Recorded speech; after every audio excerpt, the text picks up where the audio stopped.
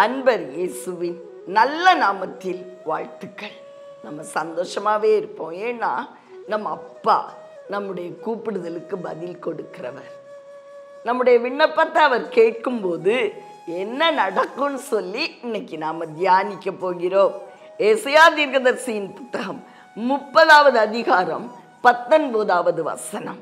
இனி நீ அழுது கொண்டிராய், உன் கூப்பிடுதலின் சத்தத்துக்கு அவர் உருக்கமாய் இறங்கி அதை கேட்டவுடனே உனக்கு மறு உத்தரவு அருளுவார். பார்த்தீங்களா, நம்ம சத்தத்தை கேட்கிறவரா நம்ம அப்பா, நமக்கு மறு உத்தரவு அருளுகிறவர். சிலர் பார்த்தா நம்ம எவ்வளவு கூப்பிட்டாலும் ஆன்சரே பண்ண மாட்டாங்க.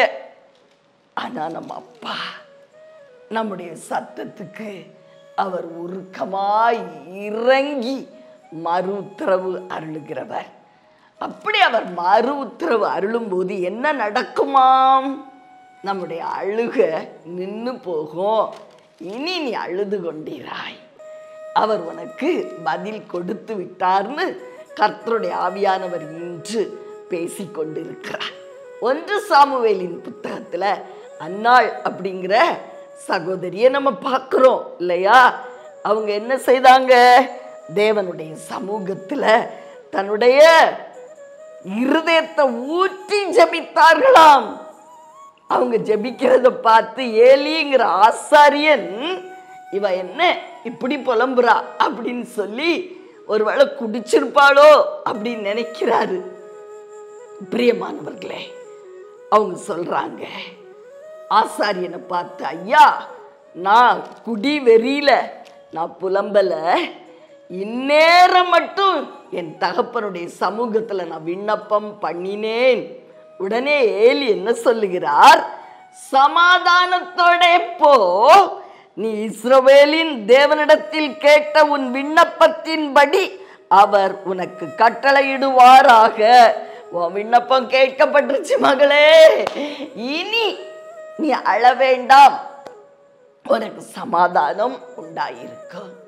பிரியமானவர்களே, இன்னைக்கு நம்மை பார்த்து கர்த்தருடைய ஆவியானவர் அதைத்தான் சொல்லுகிறார். இனி நீ அழாத வேண்டாம், உன் சத்தத்தை அவர் கேட்டார், உன் விண்ணப்பத்தை கேட்டார், உனக்கு பதில் கொடுத்துட்டாரு, அதனால உன் கண்ணீர் நின்று போனது. நம்புறீங்களா? நம்புவோம் பிரியமானவர்களே. இந்த வார்த்தையின்படியே நம்முடைய வாழ்வு உண்டாயிருக்கும். உங்களுக்காக ஜெபிக்கட்டுமா? அன்பின் பரலோக தகப்பனே, அருமையான இரட்சகரே, இந்த உலகத்துல என்ன செய்தாலும் எங்களுடைய கண்ணீர் நின்று போகாத ஐயா. ஒரே ஒரு வார்த்தை உம்மிடத்துல இருந்து புறப்பட்டுருச்சுன்னா, உன் ஜெபத்தை நான் கேட்டுட்டேன் நீங்க சொல்லிட்டீங்கன்னா எங்க கண்ணீர் நின்று போகும் ராஜா. இன்னைக்கு என் பிள்ளைகளுக்கும் எனக்கும் கூட உம்முடைய வார்த்தையை அப்படியாய் சொல்லிவிடும். உன் விண்ணப்பத்தை நான் கேட்டேன், உன்னுடைய கூக்குரலுக்கு நான் பதில் கொடுத்தேன் சொல்லிருங்கப்பா. எங்களுடைய கண்ணீர் நின்று போகும் நாதா. ஆதலால் எங்களுடைய விண்ணப்பத்தை கேட்டு கண்ணீரை நிறுத்திய உடைய அன்புக்காக உமக்கு நன்றி செலுத்துகிறோம். இயேசுவின் நாமத்தில் பிதாவே, ஆமென்.